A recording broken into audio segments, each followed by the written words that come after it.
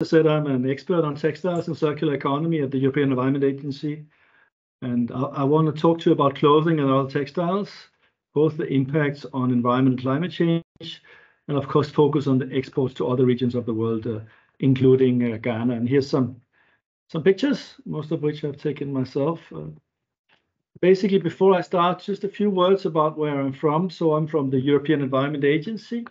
And for those who don't know the European Environment Agency, we are an EU institution, and we are the EU institution that has the mandate to monitor the environment and climate change in Europe. So we are the institution that collects all the data from European countries to report how things are going with the environment and climate change.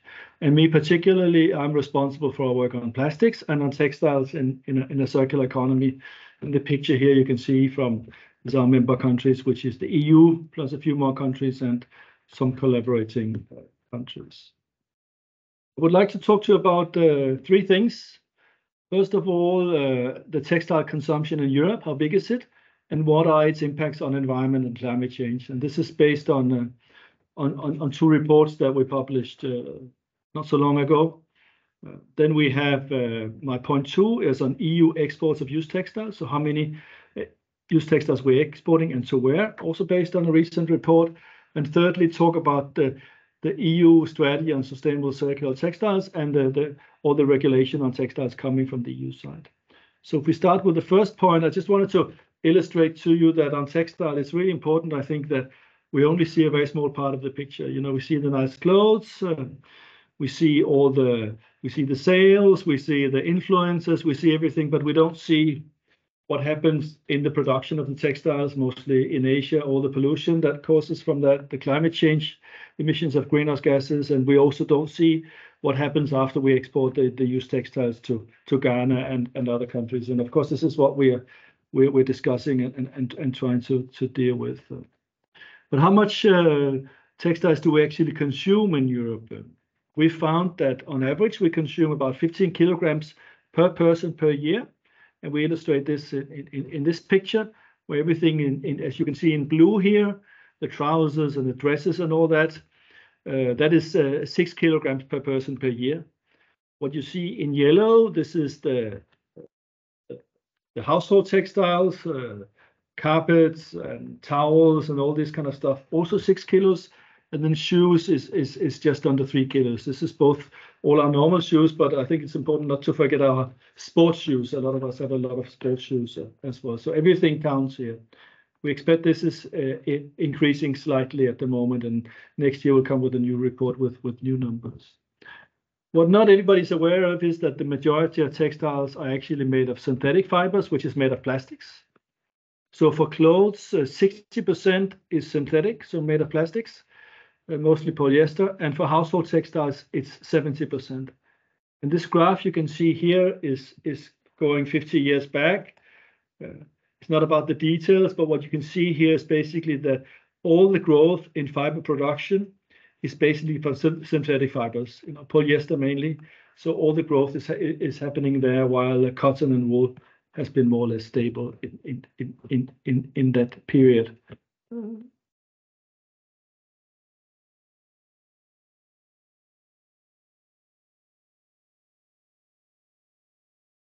Basically, what we've shown also in our reports is that on average, European consumption of textile has the fourth highest impacts on the environment and climate change. Only food, housing, and mobility is bigger, and this has been regulated for 4 decades. And very concretely, it's one of top 3 pressures for water and land use in the producing countries, of course, and top 5 in terms of raw material use and greenhouse gas emissions. And until a few years ago, we didn't know that, and this is also the reason why we now have an EU textile strategy. And these pictures are actually from the EU textile strategy, but based on the numbers that we found. And in this slide, I just want to show you one of the figures we have to show this. This is for the greenhouse gas emissions. So this shows the greenhouse gas emissions for our consumption in Europe, for our consumption of textiles, and all the greenhouse gas emissions that happens in the whole value chain. And what you can see here is that on top, housing is the biggest, followed by food, transport, mobility, recreation, and culture. And then textile comes in 5th, with 270 kilograms per person per year. Only the dark blue happens in the EU, 27%. So the rest, 73%, sorry, happens outside the EU. So for greenhouse gas emissions, you can see that it's the fifth biggest. So this is, of course, a very big reason to deal with that. Very recently, just a few weeks ago, we published a report about destroying of textiles before use. So actually, some textiles are never used by people, but are destroyed before. And this figure illustrates that.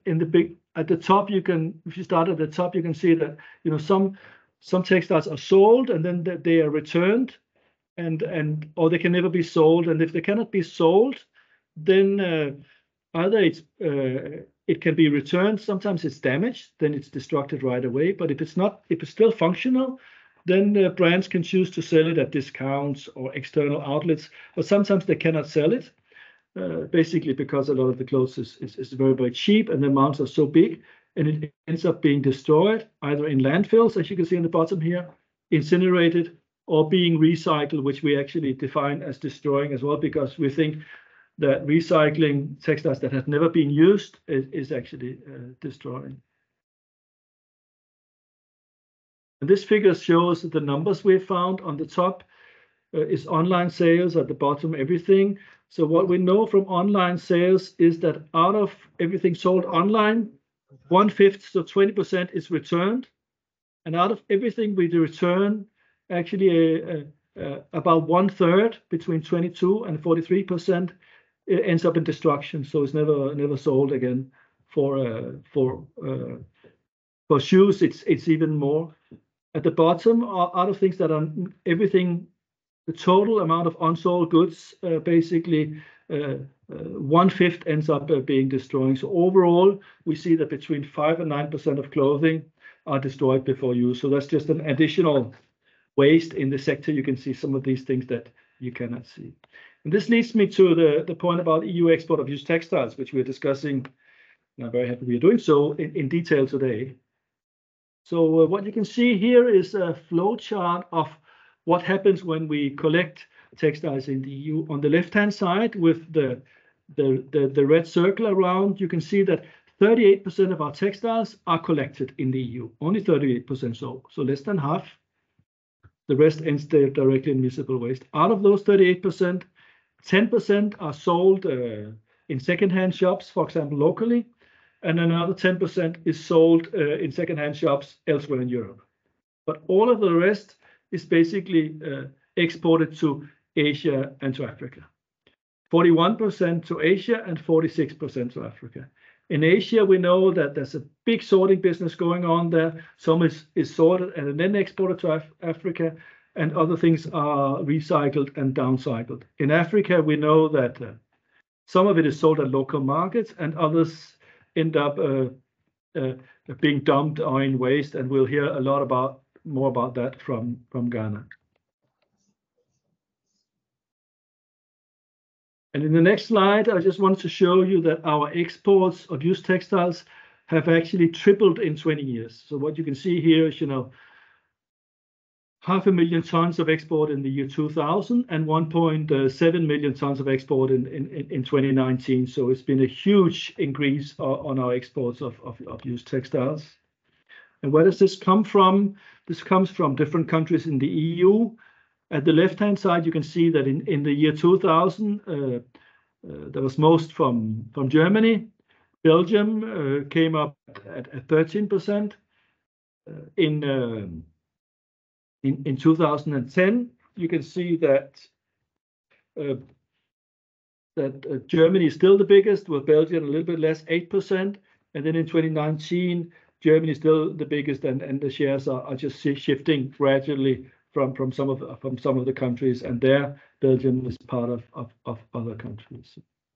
This is a graph that shows, as you can see, both the tripling, from the left-hand side, the 500,000 tons to the 1.7 million tons. And if you look at the right-hand side here, what you can see in green is which countries in Asia we export to.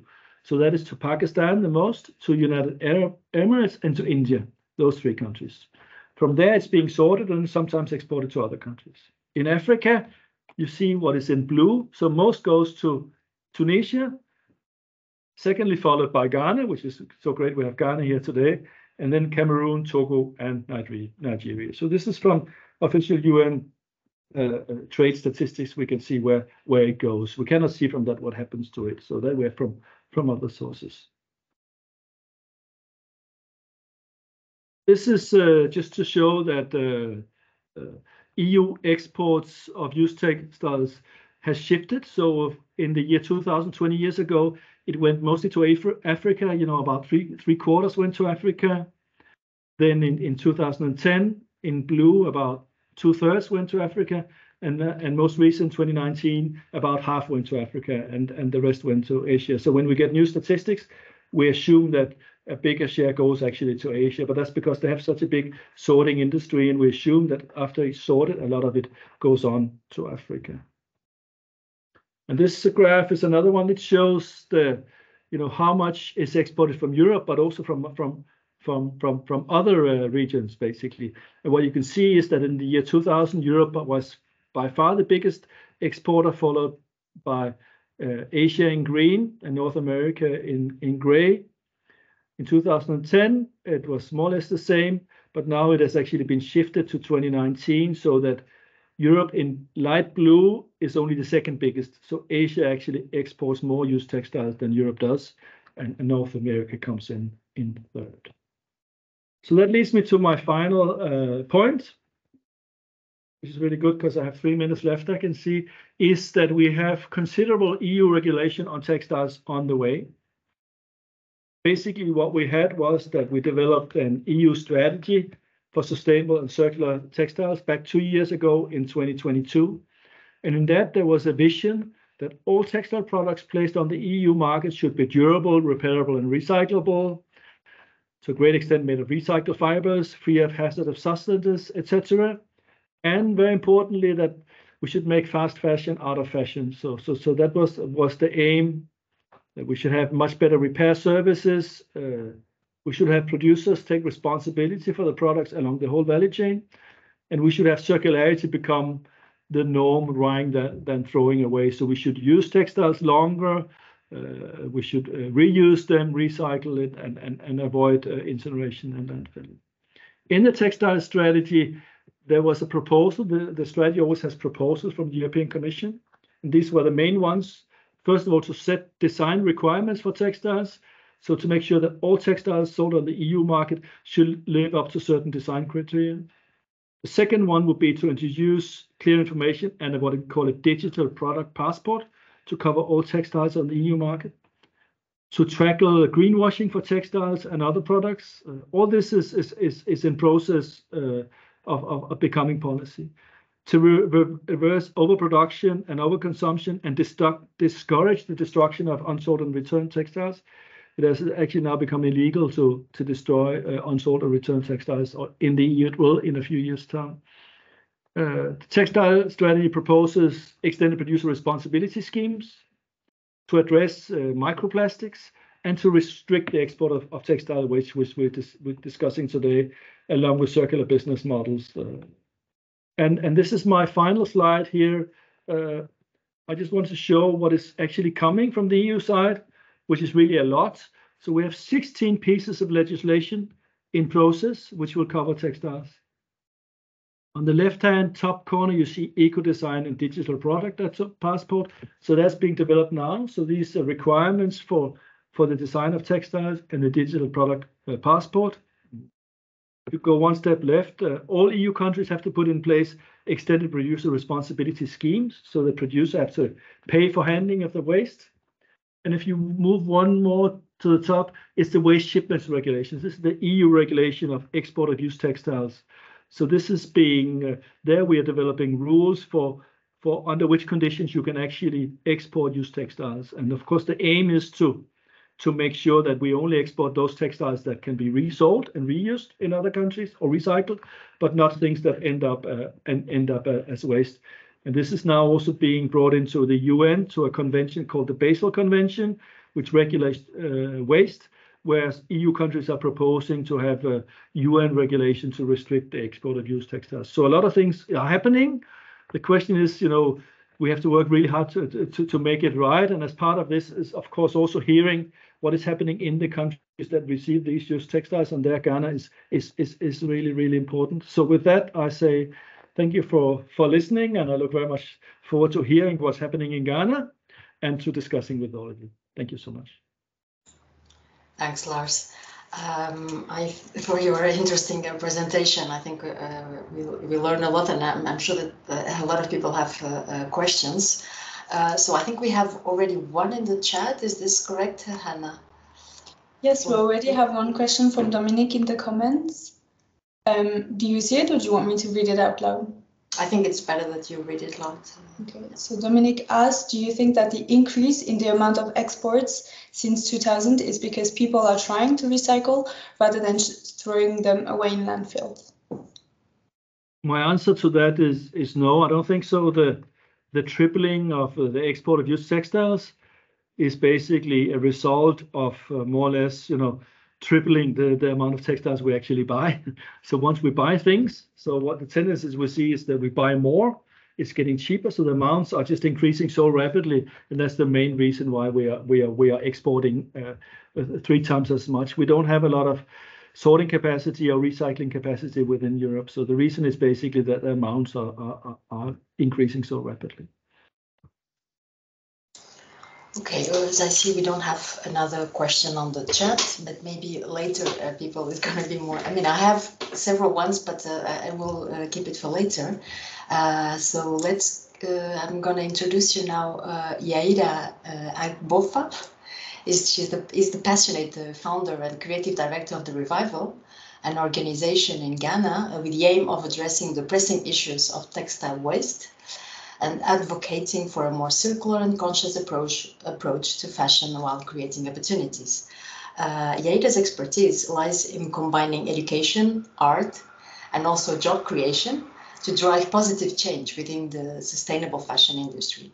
His innovative initiatives have not only raised awareness about the environmental impact of textile waste, but have also demonstrated practical solutions that promote the reuse, upcycling, and repurposing of discarded materials.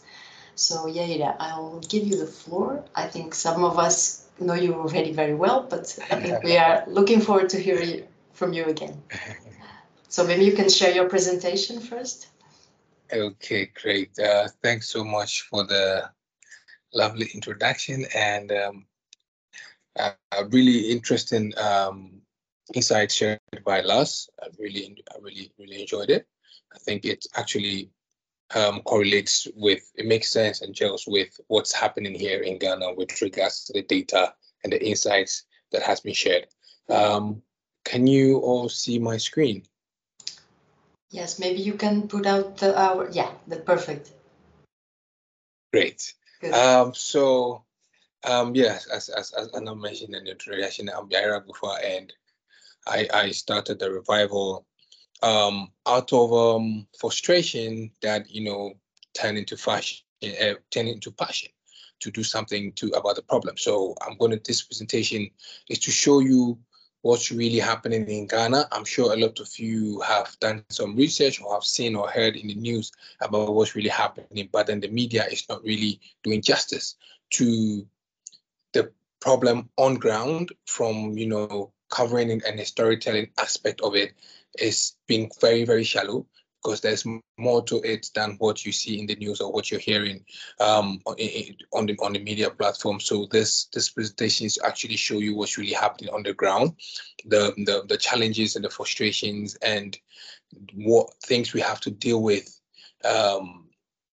without no resource or without any knowledge of dealing with them. So this image you see here is one of the main dump site landfills in Accra, which is of close proximity to the second-hand market called Kantamanto, which is one of the biggest second-hand markets in the world and the biggest in West Africa, based on volumes and quantities that are being circulated on a weekly basis. And I'm going to take you through all of that data. And most of the time, out of four out of 7 days in a week, I pass by this place. This is a view that I see every single time I'm going on my way to the market to work. And every single day, it gives me a whole different thoughts, or makes me feel a certain way, that a lot of the things that you see in this picture here are items that were not created here, that were not manufactured here, that were not consumed firsthand here.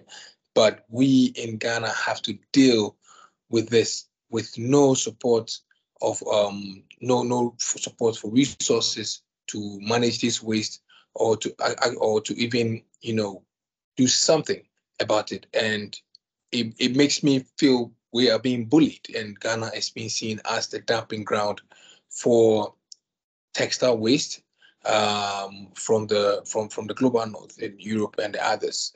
I mean, electronic waste is also a whole conversation that we could have on a different level, but for now we're just focusing on textile. So I'm going to take you through how these things get into Ghana, the channel with which it gets into, and then go through the various processes. So this is a diagram of how the things come in. So when the clothes are being donated, it goes through charity shops, or through the clothing banks and other channels. Mainly comes from the big players, which is the UK, US, Europe, and Asia. And when it goes through all these channels, they are being consolidated in various like sorting sites. Some people call themselves recycling facilities, and they put these things together, and then they ship them to middlemen or other or second party dealers. So like in Tunisia, like in Dubai, that is the UAE, that's one of the main, has one of the big sorting companies that collects clothing from Europe, Eastern, Western Europe, Germany, which is number one of them, and then they sort it, because in Dubai they have cheap labor, and also it's more like a transit point. So then they do about 40 tons every day with sorting and baling of the clothes. So when this is done, there are people here who are importers and people who export to Ghana, and these people bring them by sea, and then it comes on a weekly base. On a weekly base, about 60 containers, plus 60 plus containers land in Ghana every single week. And these are brought into the market and then distributed or sold to the retailers, to the importers, and these importers put them in warehouses, and then the retailers in Kantamanto market go and buy them in bales and then sell it to us, the consumers. So from the start, it looks like it's donation, but then as soon as it leaves and it gets to Ghana, there are cost factors. Nothing is free. There are cost factors to every stage of the secondhand used clothing when they arrive in Ghana. Now, even at the port, the government makes money from it, from import tax duties.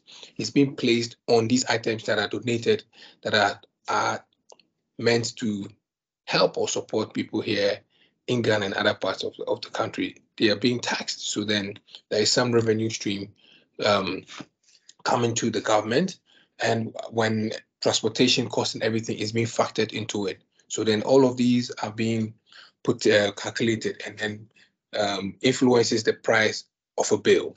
Now, when I say a clothing bill, that's the way the clothes are being packaged in a square or rectangular form. Mostly it weighs 55 kilograms, and all of these clothes are being paid for. Nothing is free. So then going back to the chart, so when the wholesalers sell it to the retailers, then that's when the retailers open up these bales and then sell the clothes per garment. They sell it per singular garment to the consumers. And a lot of the time, consistently, these traders or retailers in Kantamanto has about 30,000 traders and the market spans to about 20 acres of land surface. And each of these traders is not able to sell 100% of the bills they buy from the importers. So we are not able to sell everything that is being sent to Ghana. Everything that we pay for, the retailers pay for, they are not able to sell, and that brings about debt. Now, these are some data of how much comes into Ghana. Currently, we have about 180,000 tons coming into Ghana annually. This number goes up, has been going up since 2020 during COVID. There was a bit of hike in the amount, and then it came down into last year, and then it's going up this year as well. So most of the items come from Europe, UK, Asia, like I mentioned earlier on, and then comes into the Katamanto market. Now, about 10 to 15 million garments circulate in the market from the retail sector of the market every single week. And out of these amount or these quantities of clothing, there are between 20 to 40% of the 55 kg bill I told you about is unsellable. Now, there are two categories of these things. Unsellable items here in the market are being categorized as waste. And what makes the unsellable items or non-sold clothing? These are winter clothes. These are underwears. Winter clothes, we don't need winter clothes here in Ghana. We don't need warm clothing here in Ghana. It's always hot here. The coldest it could get, it's about 26 degrees, which is the coldest it could get here. And we don't need these warm clothing that are meant for temperatures below 20, below 10, even minus temperatures. That's not what we need here. So then, in terms of functionality, it's not functional here in any way. So then, it's trash, it's waste. Same with underwears. Underwears come here, and they are in really bad condition, torn with stains, blood stains. Some have all sort of things in there that I wouldn't want to go into details. And also, the items, the clothes like the denims and the t-shirts and other things are in really, really bad condition, especially items that the worn fast fashion brand labels like the H&M's, the Zara's, the Primarks, and all of these brands. The quality is very, very deteriorated, and nobody in Ghana would go to the market to buy something that is not in good condition. Nobody does that. Nobody's going to pay for these things. So then these things are unsellable, and then straight is destined to be thrown at the landfill or is being thrown in the ocean. Because the reason why I mentioned these two places is because we don't have a proper waste management system to deal with textile waste. I don't think anybody else in the world has been able, or the continent or country has figured it out. If Europe had figured it out, they wouldn't be sending these clothes to us here to deal with. Same with America and other continents. So we globally, it's a huge problem, but then we are the ones having to deal with it in a very harsh way, which is not fair. So and then there is a name, the name we call the secondhand clothes here is, in our local dialect, is Obroni Wewu, which literally means dead white man's clothing. And that is based on the history starting like this, based on history of the secondhand trade that started in the 60s until now. Now, this data was research that somewhere based on research that we made I made with my team, which is spanned across 6 months, which is interviewing over 475 traders in the market between 2021 and 2023. And now, what is the impact of the 20 to 40% waste, which is that unsold clothing? So on the economic front, most traders are in debt because they have to pay for clothes they are not able to sell. And there is no return policy. Like last mentioned, that some streams of there's an aspect where clothes sold are returned. Here in the second-hand trade here in Ghana, the moment you buy the bale and it leaves the warehouse of the importer, it's done. You don't bring it back. Whatever you find in it, you have to deal with it. Whether it's good, whether it's bad, whether it's worse condition, it's your own problem to deal with. And that is what these traders, retailers in Kathmandu are dealing with. Now, the retailers is woman dominated. About 75% of the retailers in Kathmandu are women.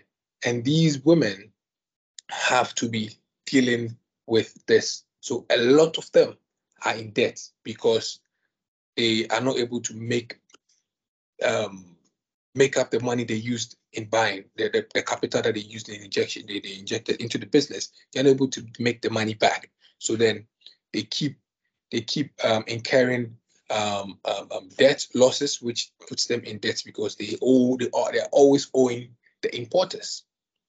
And the importer is just enjoying because he doesn't care whether the items I give you are good or bad. Now, a lot of the bills are also bought blindly because when the bills come, they are deemed as sorted. So then they have labels on them that says, t-shirts, ladies wear, men's jeans, denim. But when you open them, yes, you see a few rows, but then when you go beneath, you see other things that were not stated on the labeling. And this is as a result of very inadequate labeling from the source, from the sorting companies. For example, I mentioned Dubai. Now, some of these is one of the exporters into Ghana. And what happens and why that happens is that now the people who sort in Dubai, the workers are being paid based on commission, based on how many bills you sort, you make a day, how many bills you make a day through your sorting. So then the more you sort, the more money you make. And what makes a bale is 55 kilos. So then they try to put heavy things in the bales to make up that 55 so they can be making so many bales and to make more money. And that is affecting us here. Somebody's way of working to make more money is affecting us here, which is not fair. Also, our local textile industry is literally dead. We used to have a very, very vibrant local textile industry, which was like one of the main sectors back in from the 60s back into the late early 90s.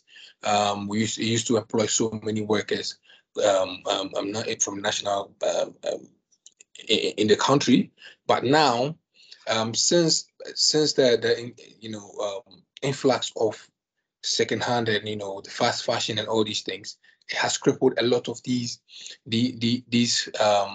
local textile manufacturing companies. We used to have a cotton factory here in Ghana, but it's not working anymore because people were not buying anymore, and that's because secondhand option became cheaper and cheaper. That's how when fast fashion came, and the secondhand industry provides clothing. The secondhand market provides clothing to about 75% to about 75 to 80% of the population of Ghana, which is because we have two demographics of population, which is the top and lower class people, and lower class is the majority. We're now seeing bits of the middle class, emerging middle class. Also on health, and on our environment. I mean, you saw the picture, the first image, and I'm going to show a video after this slide for you to actually see and have a feel of the environmental implications or what we suffer here because of this. Our beaches is sad to walk, by the beach in Accra, which is the capital. I love to run. I used to live. I live close to the beach, so I run at the beach more often. But then it's not fun anymore to run at the beach because I have to be dealing with obstacles on the beach, and these obstacles are clothing waste, textile waste that are being dumped and are being buried by the beaches. And that is how some people who live close to the beach think it's a way to dispose clothing, because I throw it in the ocean, out of sight, done deal. But no, it has massive environmental implications. Marine life is impacted. We always see we see turtles frequently coming ashore with buttons in them, with thread entangled with thread, and all of these things. And this is because of our actions on how we dispose them of, and also has implications of health implications to the wearer, like when people buy used underwears and stuff, they sometimes contract these communicable skin diseases and stuff, which it's not really good. Also, from the social and cultural aspect of things as well, it has really infiltrated and deteriorated our value of culture in fashion, because fashion or clothing forms a very, very important aspect of our culture. And due to the influx of the secondhand, people or the youth or the millennial have turned a blind eye on our local or cultural textiles, and are more looking to the fast fashion clothes that are trendy, because social media, they see TikTok, they see these influencers um, trying to push Shane, trying to push Timo, all of these things, and they see and they want to be there. They are aspirational, so they want to be like the people, the influencers they see online. So whatever they buy, whatever they tell them to do, they do it. And to be able to get access to these things, they go to the secondhand market. Can give them some level of access to these fast fashion clothing, which affects our social and cultural values here in Ghana. Now, this is a video of the beach. This is literally where I've been running. And this video is a 2-minute short video. I just want you to, while you watch this, to reflect and have a feel, or put yourself, imagine you being in my space here in Ghana and experiencing what we experience on a regular daily basis.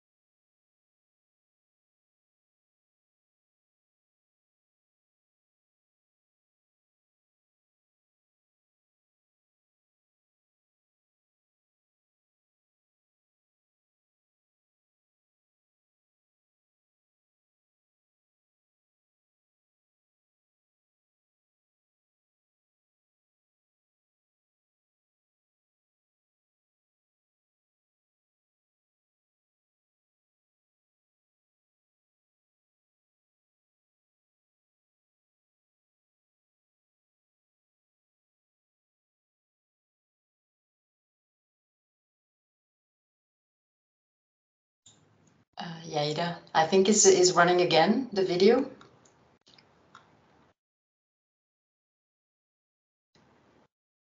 Yaida.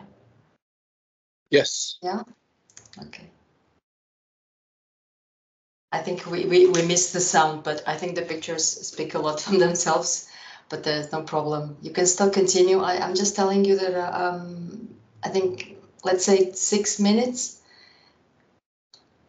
Okay. Or continue your presentation. I have 6 more minutes. Yeah. Okay. Please. I'll just be quick. So yeah. So based on the video you saw, I'm sure you felt something. Now, who is responsible and what can be done? Now, the producers in the global north, Europe, they are the responsible. We're looking at the fast fashion brands, and we're looking looking at consumers in the global north. Also, what can be done in terms of we'll be talking about regulations and policies, looking at circular economy initiatives, consumer education, local solutions, and also international, corporations. Now, where the revival comes in is we are focusing on dealing with this problem, and how we're doing that is to be able to, through education, through upcycling, that's taking the waste, being in the intersection point of the landfill, ocean, and the market, and trying to prevent the clothes from going to these places and polluting the environment, and using that, upcycle it into different things while providing employment for people in Ghana. Now, we're also trying to use the same, upcycling to solve problems in our other economy. So one of them is with the farmers. We're working with farmers, using the textile waste to produce clothing for farmers. In education as well, we're doing series of lectures, developing online courses, and other things. Because of time, I can't go details. These are some of our workshops that we do in Ghana, where we invite people into our process. So we tell people, come and repair your stuff, bring your clothes, we upcycle together things you don't want. We bring you waste, we upcycle together. And based on this experience, you get to learn, you get to appreciate the process of clothing. You get to have that agency of ownership of the clothing, so you don't throw them away. Collaborations is a key for the revival. So we collaborated with pineapple farmers, like I said, to provide uniforms for them, protective uniforms, because they were farming without protective uniforms. So then on their skins, there are so much bruises on their skin. Also, with the production, we did a collaboration with the V&A Museum, where we produced a merchandise for them through waste. So literally sending the clothes back to Sendak, taking it back to where it's coming from, but with a stylish, beautiful product, and continuing the life of it more circular. Also with the motorbikers, there's so much leather, warm clothing. So instead of us throwing it away, we rather take it and then turn it into protective biker gears for these motorbikers here in Ghana. And then, we launched an online course that is in 2022. It's just ended. It ended February this year, and it was basically to take people globally, learners globally, into our process, but also to learn and to be able to take action on what to do individually in their places. And this, we had more than 2,600 learners globally, which is very impactful.